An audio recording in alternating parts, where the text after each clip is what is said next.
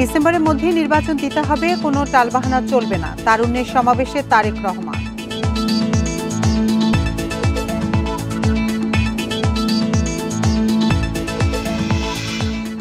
দুর্নীতি মামলায় তারেক রহমান, জুবাইদার সাজা বাতিল, বিচারিক আদালতের সাজা বিদ্বেষপূর্ণ মন্তব্য।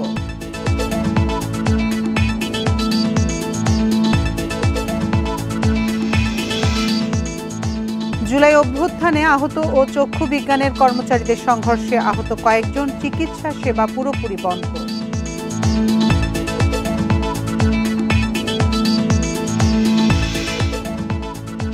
ট্রান্সশিপমেন্ট বাতিলে বাংলাদেশের ক্ষতি হয়নি, বাণিজ্য উপদেষ্টার দাবি। শনিবার আসছেন চীনের বাণিজ্যমন্ত্রী।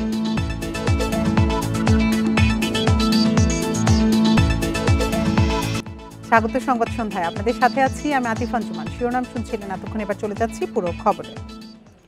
নির্বাচন নিয়ে টালবাহানা শুরু হয়েছে, এর পেছনে ভিন্ন কোনো উদ্দেশ্য থাকতে পারে বলে মন্তব্য করেছেন বিএনপির ভারপ্রাপ্ত চেয়ারম্যান তারেক রহমান। বলেন, 10 মাস হয়ে গেলেও নির্বাচনের কোনো দৃশ্যমান উদ্যোগ নেই, কাজেই ডিসেম্বরের মধ্যেই নির্বাচন করতে হবে, তাই এখনই প্রস্তুতি শুরু করতে সরকারের প্রতি আহ্বান জানিয়েছেন তিনি। রাজধানী নয়াপল্টনে বিএনপির কেন্দ্রীয় কার্যালয়ের সামনে তারুণ্যের সমাবেশে ভার্চুয়ালি যুক্ত হয়ে এসব মন্তব্য করেন তিনি। এই সমাবেশে জাতীয়তাবাদী ছাত্রদল, যুবদল ও স্বেচ্ছাসেবক দলের নেতাকর্মীরা অংশ নেন। তারুণ্যের রাজনৈতিক অধিকার প্রতিষ্ঠার সমাবেশ শিরোনামে এই কর্মসূচিতে প্রধান অতিথি হিসেবে ভার্চুয়ালি যুক্ত হয়ে বক্তৃতা দেন তারেক রহমান।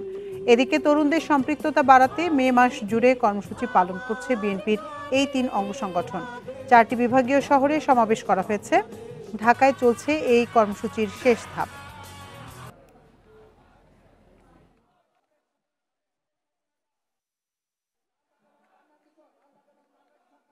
সংস্কার ইস্যুর পাশাপাশি জাতীয় নির্বাচন অনুষ্ঠানের জন্য অন্তর্বর্তীকালীন সরকারের দৃশ্যমান প্রস্তুতি নেওয়া উচিত বলে আমরা বিশ্বাস করি বা আমরা মনে করি। 10 মাস পার হয়ে গেল, অন্তর্বর্তীকালীন সরকার নির্বাচনের দিনক্ষণ ঘোষণা করছে না। অন্তর্বর্তীকালীন সরকারের প্রতি আহ্বান, আগামী ডিসেম্বরের মধ্যেই জাতীয় নির্বাচন অনুষ্ঠিত হতে হবে। আবারও আমরা বলতে চাই, আগামী ডিসেম্বরের মধ্যেও জাতীয় নির্বাচন অনুষ্ঠিত হবে। দুর্নীতির মামলায় বিএনপির ভারপ্রাপ্ত চেয়ারম্যান তারেক রহমানের 9 বছর এবং তার স্ত্রী ডাক্তার জুবাইদা রহমানের 3 বছরের সাজা বাতিল করেছে আদালত। কয়েকদিনের শুনানি শেষে বিকেলে এ রায় দেন হাইকোর্টের বিচারপতি খসরুজ্জামানের একক বেঞ্চ। সম্প্রতি সরকার নির্বাহী আদেশে তাদের সাজা স্থগিত করলেও আইনি পথে মোকাবেলা করতে দীর্ঘদিন পর দেশে ফিরে সাজার বিরুদ্ধে আপিল করেন জুবাইদা রহমান। এই মামলার আরেক আসামি তারেক রহমান আপিল না করলেও জুবাইদা রহমানের সাথে তারও খালাসের আবেদন জানিয়েছেন আইনজীবীরা। জুবাইদা রহমানের আইনজীবী SM শাহজাহান জানান, যথাযথ তথ্য প্রমাণ ছাড়াই তাড়াহুড়ো করে তারেক রহমান এবং জুবাইদাকে কারাদণ্ড দেয়া হয়। 2,74 লাখ টাকা জ্ঞাত আয় বহির্ভূত সম্পদ অর্জনের অভিযোগে 2008 সালে তাদের বিরুদ্ধে মামলা করে দুদক। উনি 8 সনে 9 সনে লন্ডনে গিয়েছেন। যদি কোনো সম্পত্তি লন্ডনে থাকতো বা অন্য কোনো দেশে থাকতো, সেটা এনে আবার চার্জ অ্যামেন্ডমেন্ট করে তারপরে তাকে সাজা দেওয়া যেত, কিন্তু এই ধরনের কোনো কিছু পাওয়া যায়নি। এই মামলা যথাযথভাবে কোর্টে উপস্থাপন করতে পেরেছি এবং রায়ে নির্দোষ সাব্যস্তে বেগম জুবাইদা রহমান এবং ওনার স্বামী মিস্টার তারেক রহমান খালাস হয়েছেন। চীন বাংলাদেশে কোনো সামরিক ঘাঁটি তৈরি করতে চায় না বলে জানান ঢাকায় নিযুক্ত দেশটির রাষ্ট্রদূত ইয়াও ওয়েন। বলেন, মার্কিন প্রতিরক্ষা গোয়েন্দা সংস্থার এমন দাবি ভিত্তিহীন। বেজিং বন্ধুত্বের সম্পর্ককে গুরুত্ব দেয় বেশি। আর পররাষ্ট্র উপদেষ্টা জানান, যুক্তরাষ্ট্রের এই প্রতিবেদন নিয়ে কিছুই জানেন না তিনি। 11 মে বিশ্বব্যাপী হুমকি মূল্যায়ন নিয়ে প্রতিবেদন প্রকাশ করে মার্কিন প্রতিরক্ষা গোয়েন্দা সংস্থা। এতে দাবি করা হয়, নিজেদের আধিপত্য বিস্তারে বাংলাদেশ সহ কয়েকটি দেশে সামরিক ঘাঁটি তৈরি করতে চায় চীন। উল্লেখ করা হয়, বাংলাদেশ, পাকিস্তান, মিয়ানমার, থাইল্যান্ড সহ 16টি দেশে অবকাঠামো নির্মাণ করতে চায় চীনের পিপলস লিবারেশন আর্মি। রাজধানীতে এক অনুষ্ঠানে এই প্রতিবেদন সম্পর্কে চীনের রাষ্ট্রদূতের কাছে জানতে চাওয়া হয়। তিনি বলেন, মার্কিন প্রতিবেদনটি সত্য নয়। কোন তথ্যের ভিত্তিতে এটি তৈরি করা হয়েছে তা নিয়েও প্রশ্ন তুলেন ইয়াওয়েন। It's not our intention. We have so good relations প্রতিবেদনের কোনো তথ্যই সঠিক নয়। বাংলাদেশ, পাকিস্তান, মিয়ানমারের সঙ্গে আমাদের বন্ধুত্বের সম্পর্ক। এসব দেশে আমরা আমাদের কোনো সামরিক উপস্থিতি চাই না, এমন কোনো পরিকল্পনাও আমাদের নেই। যুক্তরাষ্ট্র কোন তথ্যের ভিত্তিতে এমন প্রতিবেদন করেছে তা আমার জানা নেই। এদিকে পররাষ্ট্র উপদেষ্টা জানিয়েছেন এমন প্রতিবেদন তার নজরে আসেনি। যুক্তরাষ্ট্রের গোয়েন্দা সংস্থা একটা প্রতিবেদন দিয়েছে চীন বাংলাদেশের সামরিক। আমি এখনো দেখিনি সেটা। নাফিজাতুল্লাহ, ইন্ডিপেন্ডেন্ট নিউজ, ঢাকা। সরকারি চাকরি সংশোধন অধ্যাদেশ 2025 বাতিল না হওয়া পর্যন্ত বৃহস্পতিবার থেকে সব সরকারি দপ্তরে প্রতিদিন 1 ঘণ্টা করে কর্মবিরতি পালন করবেন সরকারি কর্মকর্তা কর্মচারীরা। দুপুরে সংবাদ সম্মেলনে সচিবালয় কর্মকর্তা কর্মচারী ঐক্য ফোরামের কো চেয়ারম্যান মোহাম্মদ বাদিউল কবির একথা জানান। তিনি বলেন, প্রতিদিন সকাল 10টা থেকে বেলা 11টা পর্যন্ত এই কর্মবিরতি চলবে। আইন প্রত্যাহারের ক্ষেত্রে সবুজ সংকেত পাওয়ার কথা জানান তিনি। এই অধ্যাদেশ সাধারণ জনগণ ও কর্মচারীদের জন্য নতুন কিছু বয়ে আনবে না। এদিকে সরকারি চাকরি অধ্যাদেশ প্রত্যাহারের দাবি প্রধান উপদেষ্টার কাছে তুলে ধরার কথা জানিয়েছেন ভূমি সচিব ASM সালেহ আহমেদ। এরপর এ বিষয়ে সিদ্ধান্ত হবে বলে জানান তিনি। সকালে সচিবালয়ে মন্ত্রিপরিষদ সচিবের সাথে বৈঠক শেষে একথা জানান। বলেন, প্রধান উপদেষ্টা দেশে ফিরলে এ নিয়ে আলোচনা হবে। স্যার জানাবেন প্রধান উপদেষ্টা আসলে, তখন এটা তুলবেন আর কি জিনিসটা। মানে ঈদের আগে কি কোনো, উনি 31 তারিখে তো ফিরার কথা, আসার পরে প্রতিদিন সকাল 10টা থেকে বেলা 11টা পর্যন্ত আমাদের এই দাবি বাস্তবায়ন না হওয়া পর্যন্ত, আমাদের পরবর্তী ঘোষণা না আসা পর্যন্ত কর্মবিরতি অব্যাহত থাকবে। রাজধানীর আগারগাঁওয়ের চক্ষু বিজ্ঞান ইনস্টিটিউটে সংঘর্ষের ঘটনা ঘটেছে। নিরাপদ কর্মপরিবেশের দাবিতে চিকিৎসকরা কর্মবিরতির ডাক দিলে এই পরিস্থিতি তৈরি হয়। জুলাই আন্দোলনে আহত চিকিৎসাধীন রোগীরা হামলা করেছে বলে অভিযোগ কর্মকর্তা কর্মচারীদের। বেলা 12টার দিকে সেনাবাহিনী পরিস্থিতি নিয়ন্ত্রণে নিলেও চিকিৎসা সেবা বন্ধ হয়ে যায়। আগারগাঁও জাতীয় চক্ষুবিজ্ঞান ইনস্টিটিউট ও হাসপাতালের সকাল 11টার চিত্র। মূল ফটকের সামনে সংঘর্ষে জড়ায় জুলাই আন্দোলনে আহতরা। বন্ধ করে দেয়া হয় হাসপাতালের মূল গেট। দেশি অস্ত্র নিয়ে হামলার অভিযোগ করেন হাসপাতালের কর্মীরা। আহত হন চিকিৎসক, নার্স সহ কয়েকজন। ডাইরেক্টর থেকে শুরু করি লো লেভেল পর্যন্ত আমাদের চাকরি করা জীবনের ঝুঁকি।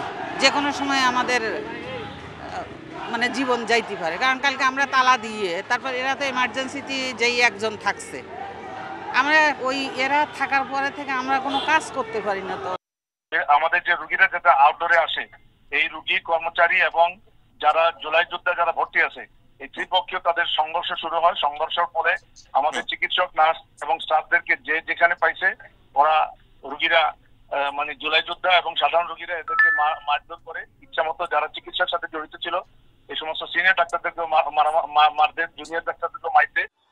পরিস্থিতি নিয়ন্ত্রণে বেলা 12টার দিকে হাসপাতালে আসে সেনাবাহিনী। এরপরও বিক্ষোভ চালিয়ে যায় জুলাই অভ্যুত্থানে আহতরা। তাদের অভিযোগ, হাসপাতালের কর্মচারীরাই আগে হামলা করেছে।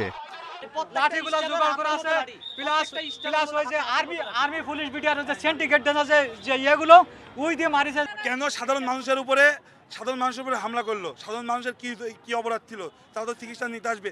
এই সাধারণ মানুষের টাকায় এই স্টাফরা চলে, কেন এরা সাধারণ মানুষের উপরে হামলা করলো? প্রত্যক্ষদর্শীরা জানান, নিরাপদ কর্মপরিবেশের দাবিতে নার্স, চিকিৎসকদের কর্মসূচিতে বাধা দেন জুলাই অভ্যুত্থানে আহতরা। এর আগে মঙ্গলবার জুলাই অভ্যুত্থানে আহতদের দুপক্ষের মধ্যে সংঘর্ষ হয়। অবরুদ্ধ করে রাখা হয় হাসপাতালের পরিচালককে। ভাঙচুর করা হয় ওয়ার্ড, পেট্রোল ঢেলে আগুন দেওয়ার চেষ্টাও করা হয়। এখন যে পরিস্থিতি, যে অবস্থায় দাঁড়াইছে, এটা আপাতত যদি হাসপাতাল বন্ধ করে এটাকে একটা সমাধানে না যাওয়া যায়, তাহলে মানে আমাদের চিকিৎসক এবং নার্স এবং কর্মচারীরা এখানে নিরাপত্তাহীন ভাবে তারা কাজ করার পরিবেশ পাবে না। সুতরাং আমি মনে করি যে খুব জরুরি ভিত্তিতে হাসপাতালটা আপাতত সার্ভিসটা বন্ধ রেখে এটা একটা সমাধানে যাওয়া উচিত। হাসপাতালের চিকিৎসক কর্মচারীদের আবাসিক ভবনেও হামলা চালানো হয়েছে বলে অভিযোগ করা হয়েছে। Buddhadeb Kundu, independent News, Dhaka. রাজধানীর হাতিরঝিল থানার অস্ত্র মামলায় শীর্ষ সন্ত্রাসী সুব্রত বাইনকে 8 দিনের রিমান্ড দিয়েছেন আদালত। এছাড়া তার 3 সহযোগী মোল্লা মাসুদ, শরীফ ও নাসিরকে 6 দিন করে রিমান্ড দেওয়া হয়েছে।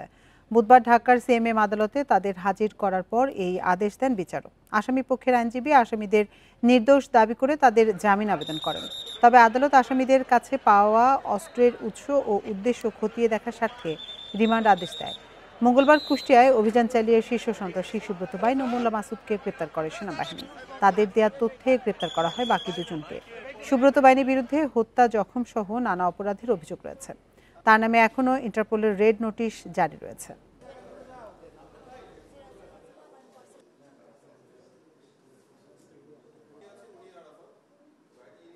এবং তারা ঘটনার সঙ্গে জড়িত থাকে না, এই মর্মেই সাধারণত আসামিরা দাবি করে। তারা তো কখনো গিলটি প্লিড করে না, তারা বলে আমরা নির্দোষ।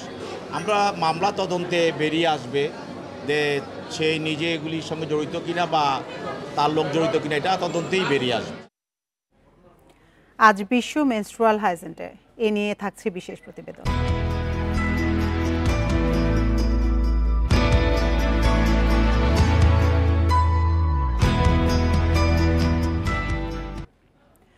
কয়েকটি জরিপে দেখা যায় ৭১ থেকে ৮৩% নারী মাসিকের সময় স্যানিটারি ন্যাপকিন ব্যবহার করেন না। চিকিৎসকরা বলছেন অস্বাস্থ্যকর কাপড় ব্যবহার করায় তারা সংক্রমণ ঝুঁকিতে পড়ছেন। অথচ সামাজিক সংস্কারের কারণে মাসিক স্বাস্থ্যবিধি নিয়ে তেমন আলোচনা হয় না। সচেতনতার অভাবে নারীদের প্রজনন স্বাস্থ্য ঝুঁকি বাড়ছে। ২০১৮ সালের জরিপ অনুযায়ী ৪৩% কিশোরী ও ২৯% নারী স্যানিটারি ন্যাপকিন ব্যবহার করে। দরিদ্র পরিবারে এই হার যথাক্রমে ১১ ও ৬%। চিকিৎসকরা বলছেন এতে ৯৭% নারী কোনো না কোনো সময় সার্ভিক্স সংক্রমণে ভোগেন। যারা মাসিকের সময় অস্বাস্থ্যকর কাপড়, তুলা বা রাসায়নিক সুগন্ধিযুক্ত স্যানিটারি ন্যাপকিন ব্যবহার করেন তাদের সংক্রমণ ঝুঁকি বেশি। বিশেষ করে ব্যাকটেরিয়াল ডিজিজ, এবং সেখান থেকে সংক্রমিত হয়ে শুধু তলপেটে ইনফেকশন সেটা না, এটার বহুদূর ছড়াতে পারে এবং এমনকি বন্ধ্যাত্ব কিংবা লাইফ লং ডিজিজে মানুষ পড়তে। সেইখানে যদি তাদের পরিষ্কার করার জায়গা না থাকে, টয়লেটে যাওয়ার জায়গা না থাকে, ন্যাপকিনটা কিভাবে ফেলবে সেই জায়গা না থাকে, তাহলে তো আমরা কি শিখাচ্ছি তাদেরকে? গবেষণায় দেখা গেছে মাসিকের সময় 40% ছাত্রী স্কুলে গড়ে 3 দিন অনুপস্থিত থাকে। গার্মেন্টসে 6 দিন পর্যন্ত অনুপস্থিত থাকেন নারী কর্মীরা। দাম বেশি হয় স্যানিটারি ন্যাপকিন ব্যবহারের বাইরে থেকে যাচ্ছেন শ্রমজীবী নারীরা। স্যানিটারি ন্যাপকিনের যে দাম সেটা তাদের পক্ষে ব্যবহার করা সম্ভব হয় না। তারা হয়তো কাপড় ব্যবহার করেন, সেটাও স্বাস্থ্যকর থাকে না। তো সেই জায়গা থেকে আমরা মনে করি যে প্রতিষ্ঠানগুলোতে যাতে শ্রমজীবী যারা শ্রমিক আছে সেই নারীরা তাদের মাসিককালীন সময়ে যাতে তারা সেই সুবিধাগুলো পান। ঢাকা বিশ্ববিদ্যালয়ের স্বাস্থ্য অর্থনীতি ইনস্টিটিউট বলছে স্যানিটারি ন্যাপকিন ব্যবহারের অভ্যাস গড়ে তুলতে সরকারি বরাদ্দ প্রয়োজন। এখন রিপ্রোডাক্টিভ এজের মেয়ে আছে, বিশেষ করে 14 থেকে 49, এই বয়সী যে মেয়ে যে সময় এই পিরিয়ডকালীন স্বাস্থ্যসেবাটা দরকার হয় সেটা আছে 5 কোটির উপরে। তাহলে সেই হিসেব করলে এটা লাগে প্রায় 18,000 কোটি টাকা। আমাদের হেলথ সেন্টার আছে, সাব সেন্টার, আমাদের ইউনিয়ন লেভেলে আরেকটা সেন্টার আছে, ফ্যামিলি ওয়েলফেয়ার সেন্টার। এই সমস্ত জায়গায় হয় বিনামূল্যে অথবা সাবসিডাইজড মূল্যে এই স্যানিটারি প্যাডগুলো থাকতে। বিশেষজ্ঞদের মতে নারী পুরুষের প্রজনন স্বাস্থ্য নিয়ে পাঠ্য বইয়ে ধারাবাহিক অধ্যায় থাকা উচিত। সুলতানা জাহান মিতু, ইন্ডিপেন্ডেন্ট নিউজ, ঢাকা। ভারতের ট্রান্সশিপমেন্ট বাতিলের কারণে বাংলাদেশের রপ্তানিতে কোনো প্রভাব পড়েনি বলে দাবি করেছেন বাণিজ্য উপদেষ্টা। জানান শনিবার ঢাকায় আসছেন চীনের বাণিজ্য মন্ত্রী। এ সময় বাণিজ্য বিনিয়োগ সংক্রান্ত দুই দেশের মধ্যে কয়েকটি সমঝোতা চুক্তি হতে পারে। দুপুরে চীনে আম রপ্তানির প্রথম চালান পাঠাতে বিমানবন্দরে আয়োজিত অনুষ্ঠানে তিনি এসব কথা বলেন। প্রথমবারের মতো চীনে আম রপ্তানি করছে বাংলাদেশ। প্রথম দফায় 10 টন আমের চালান যাচ্ছে দেশটির ইউনান প্রদেশে। চলতি মৌসুমেই পর্যায়ক্রমে চীনের কাছে 100 টন আম রপ্তানি করবে ঢাকা। প্রথম চালানে পাঠানো হচ্ছে সাতক্ষীরা যশোর অঞ্চলের আম। বিমানবন্দরে আয়োজিত অনুষ্ঠানে বাংলাদেশে নিযুক্ত চীনের রাষ্ট্রদূত বলেন, আম রপ্তানির মাধ্যমে চীনে দ্বিপাক্ষিক বাণিজ্য ও অর্থনৈতিক সহযোগিতা আরও দৃঢ় হলো। চীনের বাজারে বাংলাদেশে আমের প্রবেশ দ্বিপক্ষীয় বাণিজ্য বাড়াবে, পাশাপাশি বাণিজ্য ভারসাম্যহীনতা উন্নত করতে সাহায্য করবে।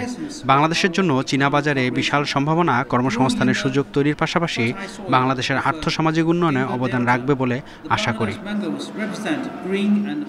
বাণিজ্য উপদেষ্টা বলেন, বাংলাদেশে বিনিয়োগ করতে চীন থেকে আসছেন 150 সদস্যের ব্যবসায়ী প্রতিনিধি দল। এর নেতৃত্ব দেবেন দেশটির বাণিজ্য মন্ত্রী। চায়নার কমার্স মিনিস্টার চায়নার ইতিহাসের বৃহত্তম একটি বাণিজ্যিক প্রতিনিধি নিয়ে, বিনিয়োগ প্রতিনিধি নিয়ে বাংলাদেশ সফর করছেন। আগামী শনিবার ওনারা ঢাকাতে পৌঁছবেন। এখানে ব্যবসা টু ব্যবসা, বাংলাদেশি ব্যবসা থেকে চাইনিজ ব্যবসা, এদের সাথে একটা যোগাযোগ তৈরি হবে। এক প্রশ্নের জবাবে উপদেষ্টা বলেন, ভারতের ট্রান্সশিপমেন্ট বাতিলের অসুবিধার মুখোমুখি হতে হচ্ছে না বাংলাদেশকে। ট্রান্সশিপমেন্ট ক্যান্সেলেশনের পরে আমাদের রপ্তানিতে কোনো ধরনের কোনো প্রভাব পড়েনি এবং আমাদের অলরেডি আন্তর্জাতিক বাজারে যুক্তরাষ্ট্রগামী যে কার্গো এয়ারলাইন্স যেত তাদের ভাড়া প্রায় 40% কমে এসেছে এবং ইউরোপগামী ভাড়া প্রায় 15%-এর মতো কমে এসেছে। রপ্তানিতে খরচ কমাতে ব্যবসায়ীদের জন্য নানা পর্যায়ে খরচ কমিয়ে আনা হয়েছে বলেও জানান বশির উদ্দিন। Nafizatullah, Independent News, Dhaka. দখলে দূষণে অন্তত 550 নদী বিলীন হয়ে গেছে। এ নিয়ে ভিন্নধর্মী চিত্র প্রদর্শনীর আয়োজন করা হয়েছে রাজধানী শিল্পকলায়। শিশু থেকে বৃদ্ধ সবাইকে সচেতন করতে এবং সামাজিক আন্দোলন গড়ে তুলতে এই আয়োজন করেছে নোঙর। 20 বছর ধরে নদী নিয়ে গবেষণা করছে সংগঠন নোঙর। তাদের চোখে ধরা পড়েছে দখল দূষণে নদীর বিলীন হওয়া। এ বিষয়ে চিত্র প্রদর্শনীর আয়োজন করা হয়েছে শিল্পকলা একাডেমিতে। শিল্পীদের আঁকা ছবিতে তুলে ধরা হয়েছে বুড়িগঙ্গার দশা। দর্শনার্থীরা জানান, এমন আয়োজন নদী বাঁচাতে সচেতনতা তৈরি করবে। অনেক শিল্পীরা নদী নিয়ে অনেক কাজ করে, বাট আমরাই প্রথম নদী নিয়ে আন্দোলন করতেছি ছবির মাধ্যমে। জাস্ট নদী দূষণ, নদী ভরাট, নদী দখল, এইগুলিকে মুক্ত করার জন্যই আমরা একটা ছবি দিয়ে প্রতিবাদ জানাচ্ছি। বাঁচাতে হলে প্রথমত নদীর ধারণাটা বাচ্চাদের মনে আনতে হলে এই জিনিসগুলো খুব এরকম এক্সিবিশন করা, বাচ্চাদেরকে আগ্রহ দেওয়া যে নদী আঁকাটা শেখা, নদী অ্যাকচুয়ালি হয় কেমন ওইটা জানানো খুব ইম্পর্টেন্ট হয়। তারা হচ্ছে কিছুটা অ্যাবস্ট্রাক্টভাবে, কেউ হয়তো আর নদীতে এই দূষণগুলো হচ্ছে সেটাকে ফুটিয়ে তোলা, ক্রিয়েটিভিটি অ্যাবস্ট্রাক্টভাবে ফুটিয়ে তুলছে যে না, নদীটাকে আমার বাঁচাতে হবে। প্রাকৃতিক ভারসাম্য রক্ষায় নদী বাঁচানোর বিকল্প নেই। এ প্রদর্শনী দখলদারদের সতর্ক করার জন্য। ছোটবেলা থেকেই নদীর প্রতি একটা ভালোবাসা তৈরি হলে এবং নদী যে একটা প্রাণ, সেটা যে আমাদের বাঁচিয়ে রাখা প্রয়োজন, এটা যদি তারা জানতে পারে তাহলে ভবিষ্যতে তাদের দ্বারা কিন্তু নদী দূষণ হবে না বা নদী দখল হবে না। আয়োজকরা বলছেন, নদী বাঁচাতে সামাজিক আন্দোলন চলবে। 8 বিভাগে প্রদর্শনীর পরিকল্পনাও রয়েছে। শিল্পী সমাজের যারা আছে তাদের সকলকে সঙ্গে নিয়ে, শিশু যারা আছে তাদেরকে সঙ্গে নিয়ে, অটিস্টিক বেবি যারা আছে তাদেরকে সঙ্গে নিয়ে নদীর চিত্র এঁকে সমস্ত গ্যালারিতে নদী দিয়ে ভরে ফেলা আমাদের একটা উদ্দেশ্য ছিল। এবং মানুষ যখন আসে গ্যালারিতে একই সঙ্গে এতগুলো নদী দেখতে পায়, তাদের প্রতিক্রিয়ায় আমরা দেখি ভালো লাগে এবং তাদের মধ্যে এই মেসেজটা তারা নিয়ে যায় যে নদী রক্ষা করা জরুরি, নদী রক্ষা করা প্রয়োজন। প্রদর্শনী চলবে বৃহস্পতিবার পর্যন্ত। 35 জন প্রতিষ্ঠিত শিল্পীর 54টি শিল্পকর্ম স্থান পেয়েছে, আর শিশুদের আঁকা 5 শতাধিক ছবি। বনিবনে কামাল, ইন্ডিপেন্ডেন্ট নিউজ, ঢাকা। আর এই ছিল সংবাদ সন্ধ্যার আজকের আয়োজন। ইন্ডিপেন্ডেন্ট টেলিভিশনের সব খবরে বিস্তারিত জানতে চোখ রাখুন ফেসবুক, ইউটিউব এবং এক্সে। এতক্ষণ সাথে থাকার জন্য ধন্যবাদ সবাইকে।